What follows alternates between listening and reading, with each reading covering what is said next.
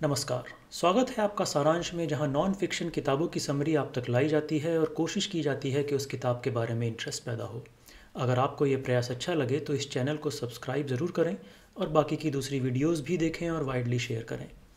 सारांश में आज हम बात करेंगे डॉक्टर राधा कुमार की लिखी गई किताब Paradise at War, a political history of Kashmir की।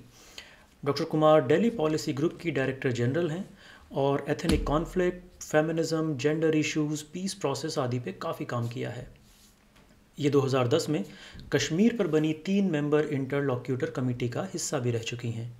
ये किताब 2018 में प्रकाशित हुई है और करीब 400 पन्नों की है। कश्मीर के इतिहास और डायनामिक्स को समझने के लिए ये एक बेहतरीन किताब है। किताब की शुरुआत हिंदू ग्रंथों में कश्मीर के उल्लेख के साथ होती है। कश्मीर का सबसे प्राचीन उल्लेख ऋषि कश्यप के पुत्र नील द्वारा रचित नीलमत पुराण में मिलता है, जिसमें इसे एक विशाल झील बताया गया है जहां भगवान शिव और माता पार्वती का निवास था। इसे उमा के नाम से भी जाना जाता था, जो पार्वती का ही एक और नाम है। कहा जाता है कि ऋषि कश्यप के आदेश पर वराहमुला, जो आज का बारामूला है, वहां एक चट्टान काटकर इस झील का जल निकाला गया। महाभारत और पुराणों में भी कश्मीर का वर्णन है। हिंदू राज्य कश्मीर 3rd और 1st सेंचुरी बीसी में बुद्धिस्ट मौर्य साम्राज्य का हिस्सा बना। सम्राट अशोक ने 3री शताब्दी ईसा पूर्व में श्रीनगरी शहर बसाया, जो आज के श्रीनगर से 20 किलोमीटर दूर था। मौर्यों के बाद कश्मीर पर कुषाण वंश का शासन हुआ। उसके बाद महमूद गजनी के आक्रमण और रानी दिद्दा का जिक्र है। कल्हड़ की राजतरंगिणी में भी कश्मीर का वर्णन है। इसके बाद करकोटा डायनेस्टी का शासन आया। उसके प्रमुख राजा दुर्लभवर्धन और ललितादित्य हुए। करकोटा साम्राज्य के बाद 9वीं शताब्दी में कश्मीर पर उत्पल डायनेस्टी का शासन हुआ। इसके राजा अवंतीवर्मन और उनके इंजीनियर सुया का जिक्र है, जिन्होंने झेलम पर बांध बनाए। सुया ने ही सुयापुर शहर बसाया, जो आज का सोपोर है। ऑफिशियली इस्लाम की एंट्री 14वीं शताब्दी में लद्दाख के रास्ते हुई, जब वहाँ के राजा ग्यालबू रिंचन ने कश्मीर पर कब्जा किया और इस्लाम धर्म अपनाया। इसके बाद रिंचन के वजीर शाह मीर के खानदान का शासन 200 साल चला। हिंदू स्पिरिचुअलिटी इस्लाम को मिलाकर एक सूफी पंथ की स्थापना हुई। शैव कवयित्री लालेश्वरी या लाल देद का भी जिक्र आता है। 16वीं शताब्दी के अंत में अकबर ने कश्मीर को फतह किया। मुगलों के शासन के बाद 18वीं शताब्दी में अहमद शाह दुरानी ने कश्मीर पर कब्जा किया और 1819 में कश्मीर महाराजा रणजीत सिंह के राज्य का हिस्सा बना। उन्हीं के लगाए हुए गवर्नर गुलाब सिंह डोगरा ने अंग्रेज़ों के साथ मिलकर सिखों को हरवाया। अब डोगरा डायनेस्टी की शुरुआत हुई, जिसके सभी राजा अंग्रेज़ों की कठपुतली साबित हुए। 20th सेंचुरी की शुरुआत में बनी स्टूडेंट ऑर्गेनाइजेशन से 3 लीडर निकले: जम्मू के चौधरी गुलाम अब्बास और कश्मीर घाटी से शेख अब्दुल्ला और मीरवाइज यूसुफ शाह। अब्बास और अब्दुल्ला सोशलिस्ट लीडर थे जो नंद ऋषि और लाल देद से प्रभावित थे। मीरवाइज देवबंद में पढ़े हुए धार्मिक नेता थे। तीनों ने मिलकर 1932 में ऑल J&K मुस्लिम कॉन्फ्रेंस की स्थापना की। इसी दौरान कुछ पॉलिटिकल रिफॉर्म्स भी हुए। लेजिस्लेटिव असेंबली या प्रजा सभा की शुरुआत हुई। 1934 में मुस्लिम कॉन्फ्रेंस टूट गई और उसका नाम बदलकर नेशनल कॉन्फ्रेंस हो गया। अब्दुल्ला को अपने साथ मिलाने की जिन्ना की कोशिश भी सफल नहीं हुई। पार्टीशन का दौर J&K के लिए काफ़ी मुश्किल भरा था। ये मुश्किलात पॉलिटिकल और डेमोग्राफिक रीजंस की वजह से रहीं। नॉर्दर्न रीजन और कारगिल का इलाका शिया बाहुल्य, सेंट्रल कश्मीर वैली में सुन्नी मुसलमान, लद्दाख में बौद्ध मेजॉरिटी और राजा हिंदू। मुस्लिम मेजॉरिटी की वजह से जिन्ना को पूरा भरोसा था कि कश्मीर पाकिस्तान के साथ ही जाएगा। पाकिस्तान से रेफ्यूजीज़ आने शुरू हो गए थे और जगह जगह पर कम्यूनल राइट्स होने लगे थे। इसी दौरान सरहद से गुरिल्ला रेड्स की खबरें भी आने लगी थीं। ये गुरिल्ला एक्स सोल्जर्स थे जो वर्ल्ड वॉर सेकेंड से वापस लौटे थे और टैक्सेस वगैरह की वजह से नाखुश थे। इन्होंने आज़ाद आर्मी बनाई और पाकिस्तानी सपोर्ट से स्टेट ट्रूप्स के खिलाफ युद्ध छेड़ दिया। इसका जिक्र है कि कैसे पाकिस्तानी आर्मी ने पश्तून लड़ाकों को कश्मीर जिहाद के लिए तैयार किया और 21 अक्टूबर 1947 को मुजफ्फराबाद पे चढ़ाई कर दी। हरी सिंह ने पहले पाकिस्तान से नेगोशिएट करने की कोशिश की और जब बात नहीं बनी तो नेहरू का रुख किया। नेहरू मदद के लिए तैयार थे, लेकिन भारत में मिलने की शर्त रखी। 26 अक्टूबर को हरी सिंह ने असेंशन डॉक्यूमेंट पे साइन किए और अगले ही दिन पटेल ने कश्मीर में हिंदुस्तानी सेना उतार दी। ब्रिगेडियर राजेंद्र सिंह का भी जिक्र है, जिन्होंने इंडियन आर्मी के पहुंचने तक सिर्फ 100 सैनिकों के साथ उरी में दुश्मनों को रोके रखा और शहीद हुए। पूरे युद्ध का विवरण किताब में दिया हुआ है।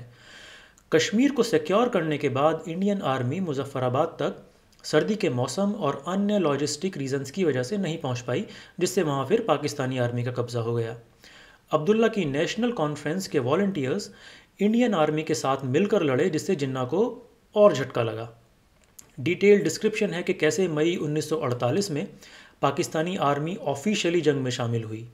नवंबर एंड तक इंडियन आर्मी ने कारगिल, जोजिला और द्रास वगैरह रिकैप्चर कर लिए थे। फिर से मुजफ्फराबाद तक जाने को लेकर मिलिट्री स्ट्रेटजिस्ट में मतभेद शुरू हुए। जनरल करियप्पा अगेंस्ट थे और पटेल भी नहीं चाहते थे, क्योंकि उन्हें इंडियन आर्मी की हैदराबाद के निज़ाम से निपटने में ज़रूरत थी। लेकिन मेजर जनरल थिमैया का कहना था कि अगर री मिल जाए तो वे पूरा कश्मीर ले लेंगे। इसका जिक्र है कि इस पूरे प्रकरण में नेहरू से सिर्फ एक गलती हुई कि वो इस इशू को यूनाइटेड नेशंस में लेके गए, जिसको बने हुए सिर्फ 6 ही महीने हुए थे तब तक। गांधी भी यूएन में जाने के खिलाफ थे। यूएन में प्लेबिसाइट को लेकर क्या डिस्कशंस हुए और भारत के लिए क्या क्या शर्तें रखी गईं, इसका पूरा ब्यौरा किताब में है। प्लेबिसाइट यानी कश्मीर के लोग वोटिंग करके डिसाइड करें कि वो किसके साथ जाना चाहते हैं। हालांकि असेंशन डॉक्यूमेंट परमानेंट और बाइंडिंग था, लेकिन नेहरू और माउंटबेटन के बीच प्लेबिसाइट के एग्रीमेंट से इस पर सवालिया निशान लग गया। फिर यूएन की मीडिएशन से युद्ध विराम हुआ और पुंछ, मीरपुर, मुजफ्फराबाद, गिलगित बल्टिस्तान, हुजा के इलाके पाकिस्तान के पास गए और जम्मू और श्रीनगर के इलाके भारत के पास रहे। प्लेबिसाइट की कंडीशन थी कि भारत प्लेबिसाइट कराएगा जब पाकिस्तान पूरे कश्मीर से अपनी आर्मी हटा लेगा, जो आज तक नहीं हुआ है और इसलिए प्लेबिसाइट भी नहीं हुआ। इसका वर्णन है कि पाकिस्तान ने पीओके पर किस तरह मिलिट्री और इकोनॉमिकली कब्जा किया। पाकिस्तानी पॉलिटिक्स और उसकी पहली मिलिट्री कू की भी बात होती है। मार्च 1949 में हरी सिंह कॉन्स्टिट्यूशनल मोनार्क बने और अब्दुल्ला उनके प्रधानमंत्री। 1949 और 50 में संविधान में इंक्लूड हुए आर्टिकल 306A और आर्टिकल 370 का भी डिस्क्रिप्शन है। फिर नेहरू और अब्दुल्ला के बीच दिल्ली पैक्ट हुआ, जिसमें हिंदुस्तान और JNK के रिश्तों को डिफाइन किया गया। दिल्ली पैक्ट के विरोध में SP मुखर्जी ने नेहरू कैबिनेट से इस्तीफा दे दिया और जनसंघ की स्थापना की। 1953 में नो कॉन्फिडेंस मोशन लाकर अब्दुल्ला सरकार को गिरा दिया जाता है। इसी बीच 1951 में चीन तिब्बत पर आक्रमण कर देता है। 1959 में दलाई लामा भारत में शरण लेते हैं और कश्मीर में एक और फ्रंट खुल जाता है। भारत का हिस्सा अक्साई चिन तिब्बत और चीन के शिनजियांग प्रोविंस के बीच एक ट्रांजिट रूट प्रोवाइड करता था। नेहरू चीन को ये एक्सेस देना चाहते थे, लेकिन जनसंघ और स्वतंत्र पार्टी इसके खिलाफ थे। चीन ने फिर भी अपनी रोड बनाई और एक पोस्ट भी खड़ी कर ली वहाँ पर।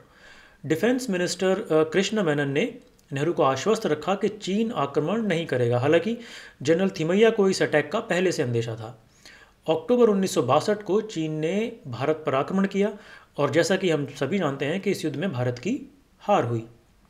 इसके बाद अयूब खान और नेहरू और दोनों देशों के फॉरेन मिनिस्टर्स स्वर्ण सिंह और जुल्फ़िकार अली भुट्टो के बीच के नेगोशिएशंस और बॉर्डर डिमार्केशन डिस्कशंस की भी बात होती है।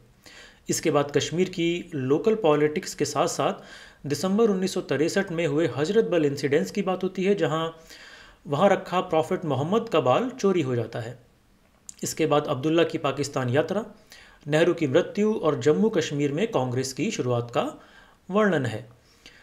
इसी दौरान जुल्फ़िकार अली भुट्टो अयूब खान को गुरिल्ला इन्फिल्ट्रेशन बढ़ाने के लिए कन्विंस करते हैं। कश्मीरी लोग हथियार उठाने से मना कर देते हैं, जिससे शुरुआती प्लान फेल हो जाता है और तब भुट्टो पाकिस्तानी सेना को इन्वॉल्व करते हैं। ऑपरेशन जिब्राल्टर का डिटेल्ड ब्यौरा है, जिसमें हज़ारों पाकिस्तानी सैनिक और वॉलंटियर कश्मीर में इन्फिल्ट्रेट करते हैं और हफ्तों तक किसी को पता ही नहीं चलता। एक गडरिया जो वहाँ भेड़ चला रहा था उन्हें नोटिस करता है और पुलिस को इन्फॉर्म करता है। भुट्टो का अंदाज़ा था कि लोकल कश्मीरी पाकिस्तान का साथ देंगे, लेकिन ऐसा नहीं होता और उसके बाद पाकिस्तान ऑपरेशन ग्रैंड स्लैम शुरू करता है और फुल स्केल वॉर शुरू हो जाती है। किस तरह युद्ध बंद हुआ, सोवियत यूनियन और चीन की इसमें क्या भूमिका रही और ताशकंद समझौते की भी बात होती है। उस समय हिंदुस्तान अमेरिका की फूड एड पर निर्भर था, तो इस जंग में जीती गई सारी टेरिटरीज़ हमें अमेरिकी दबाव में पाकिस्तान को वापस करनी पड़ती हैं। किताब में लिखा है कि अयूब खान ये जंग नहीं चाहते थे और सब कुछ भुट्टो की वजह से हुआ। फिर भी हार का ठीकरा अयूब के सर फूटा और उनके खिलाफ पाकिस्तान में प्रोटेस्ट शुरू हो गए। भुट्टो ने इसका फ़ायदा उठाया और अलग होकर पाकिस्तान पीपल्स पार्टी यानी पीपीपी की नींव रखी। लाल बहादुर शास्त्री की मृत्यु के बाद इंदिरा गांधी प्रधानमंत्री बनती हैं। जयप्रकाश नारायण की कश्मीर पॉलिसी का भी विस्तार से ब्यौरा है किताब में। 1965 में आईएसआई की मदद से आर्म्ड ग्रुप अल फतह शुरू हुआ, जिसने 1967 से 70 तक कई हमले किए। 65 तक आते आते पीओके यानी पाकिस्तानी ऑक्यूपाइड कश्मीर भी रावलपिंडी यानी पाक आर्मी के जनरल हेडक्वार्टर के डायरेक्ट कंट्रोल में आ चुका था। उसके बाद कई इंसिडेंट्स हुए, जैसे हाशिम और अशरफ कुरैशी ने सिर्फ एक खिलौना पिस्टल और लकड़ी के ग्रेनेड से जम्मू श्रीनगर फ़्लाइट को हाईजैक किया और लाहौर ले गए। हाशिम और अशरफ का पूरा ब्यौरा किताब में दिया गया है, आप पढ़ सकते हैं। इंदिरा गांधी ने उनकी शर्तें नहीं मानी और अमेरिकी दबाव में सभी फ़्लाइट्स के पैसेंजर्स को छोड़ना पड़ा। इसके बाद किताब में 1971 की जंग और बांग्लादेश की आज़ादी का जिक्र है और लगभग अगले 50 सालों में कश्मीर में क्या कुछ स्थिति रही इसका वर्णन है। कारगिल वॉर और कई टेररिस्ट ऑर्गेनाइजेशंस की भी डिटेल्स हैं। इवेंट्स और किस्से काफ़ी हैं जिनके लिए एक और वीडियो बनानी पड़ेगी। तो बाकी की किताब की बात अगले पार्ट में करते हैं। तब तक के लिए खुश रहिए, पढ़ते रहिए। नमस्कार।